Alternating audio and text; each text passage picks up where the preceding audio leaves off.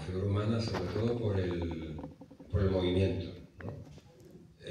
Porque cuando dibujaba no conseguía ese movimiento que yo veía en una figura humana. Entonces dibujaba y veía rigidez, no veía lo que quería. Entonces cuando tomé contacto con el barro y vi que con el barro podía mover ciertas cosas, eso empecé a aplicarlo a lo que era el dibujo. Entonces realmente a mí la figura humana lo que me motivaba del cuerpo humano, más que el cuerpo humano en sí, era el movimiento. También era por una cuestión de relación con la animación pura, la animación como de dibujo animado, directamente. Yo veía aquello, yo quería que mis piezas tuviesen ese movimiento que yo no veía en el dibujo. Al final la escultura me ayudó a llevarlo al dibujo. Pero mi obsesión no era la forma en sí, no era una idea de escultor, era una idea más de animador o de dibujante que de escultor. Pero al final, bueno, se complementan, al final una cosa y otra, el escultor siempre dibuja, ¿no? para hacer la escultura, y al contrario, ¿no? También necesita modelar para después dibujar. Pero mi obsesión era hacer las cosas naturales en movimiento, ¿no? que tuvieran como trayectoria, como transiciones, ¿no? Y ahí es donde, por eso me interesa el cuerpo, porque siempre está en movimiento, ¿sí? Cambia.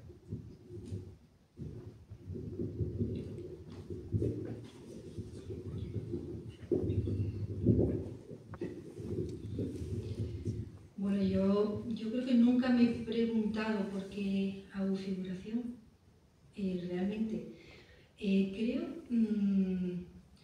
es cierto que siempre he hecho figuración, pero siempre me ha gustado también reflexionar en torno a esos encuentros de la figuración con la abstracción y la figuración con todos los otros lenguajes que colindaban en mi área de confort.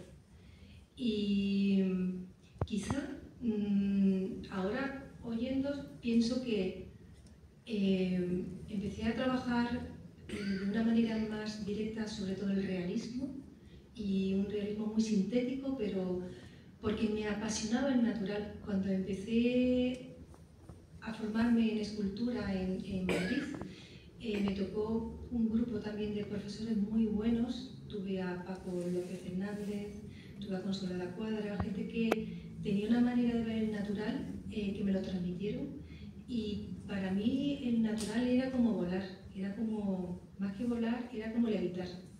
Era un momento apasionante. De ahí pasé a seguir creando figuración, pero quizá ya de una manera también más reflexiva, más personal, y alejándome más del natural y encontrando también como otros caminos, otros espacios, otros huecos. Realmente no sé, es donde me sentía cómoda, y donde también es cierto que, no sé a vosotros, pero a mí a veces la observación de la naturaleza que me rodea me engancha absolutamente. Y a veces incluso me engancha determinados elementos o determinadas obras del pasado que también me quedan en mi recuerdo y conmigo misma, pero también elementos que te encuentras y que o bien lo trabajas en natural o extraes lo que quieres de ella para después llevarlo a tu obra escultórica y convertirlo en volumen y en espacio. Y de ahí ya pasa como a abrir muchas más parcelas, pero siempre han ido como volando alrededor de todo lo que es la figuración. Pero a veces más realista y otras veces más con búsquedas como de la esencia. En mí lo he sentido así. Bueno, creo que compartimos muchísimas cosas en común. A ver, yo como le decía a Félix, la palabra figuración, más que esa palabra me gusta mucho más carnalidad. Es decir, a mí la figura humana, y por qué yo hago figura humana, es una cosa que, como ella, no es una cosa, una decisión, es que me fascina de siempre, es natural. Creo que la ventaja es que los códigos que manejamos con la figura humana, con el ser humano, son infinitos, son mucho más complejos y completos que cualquier otra cosa.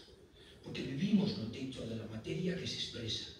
Y es lo mismo. Es decir, eso de poder reconocer a un ser, a un amigo, a 200 metros de espalda con gabardina y con gorro, eso no existe en ninguna otra cosa. Que un rostro, un ademán de una mano, con apenas 1 milímetro de un cambio de iris, exprese odio o exprese amor, exactamente lo contrario, eso es algo que para mí no tiene un parangón con ningún otro tipo de, digamos, de expresión artística. Y yo es por eso lo que estoy directamente en esta especie de, como digo, de carnalidad. Me interesa precisamente lo que no está en la materia, es decir, el aliento, la mirada, esas cosas que los escultores tenemos que traducir, no simplemente el propio material, sino la vida que eso lleva, que acompaña a todo eso.